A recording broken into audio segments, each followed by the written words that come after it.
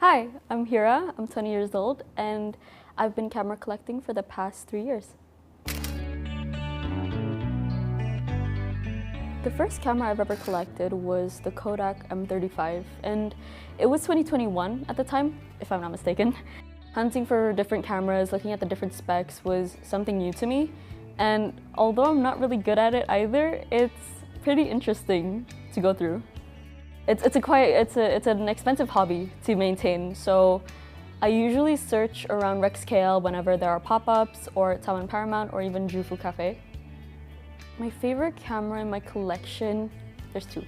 So I have my film camera, which is a Fuji DL, and I have my Handycam, the Panasonic one that I just got.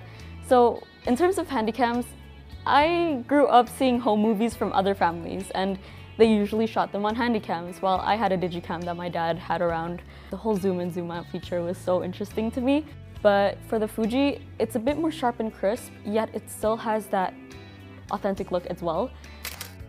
Obviously, it depends on the film rolls itself, but the results that it produces and the reactions that I get from it, honestly, it makes really good memories too.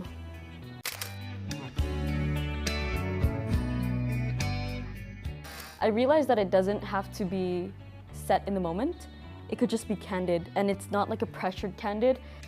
Back then, when I first got my film camera and the film rolls itself, I thought that this certain shot had to be perfect. I thought that it had to be like with people doing different things and, but I feel like as time went by, I realized that the right pictures that I've captured is just the ones without thought, and the ones that actually just end up being a mess, but I kind of like that. Currently, I'm using the Kodak Color 200 and the Color Plus, but recently I've used the Ultra Max, if I'm not mistaken. I'm not really a fan of Ultra Max just because it's too in-depth. I think when it comes to shooting films, there's always failures, as in sometimes my pictures don't even develop.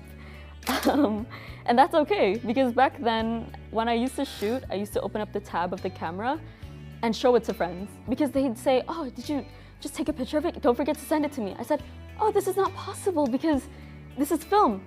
I didn't really know that I could burn my pictures, so it did. And when I learned, I eventually stopped doing that. I'm not as pressured to capture the moment anymore. I'm a pretty shy person. I'm an introvert, and even around my friends, I don't really like pulling out my phone to take pictures, just because it just feels awkward, So whenever I say, like, "Guys, picture, smile for the camera," it's just a bit forward for me to do. But I also feel like the more I collect cameras, the more I can start doing that.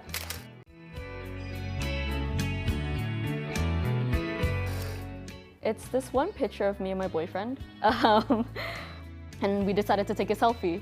And I'm usually taking selfies with people my height, and he's slightly taller than me, so this picture is just me smiling and half of his face smiling. And even though he's out of frame, I don't know, something about it is just so wholesome, because we don't get to see each other a lot since we're doing long distance, but although it's a bit goofy and crooked, it's one of my favorites for sure. To call film old tech is kind of crazy to me, just because the art of it should never be gone, should never be unwritten. It should always be there. For all the people who have been in my films, the good ones, the bad ones, I feel like I'm okay with them being in these memories, I've had people in my film negatives that I've lost, and to have them just in that moment, so candid, so pure of joy, that's what makes me really happy.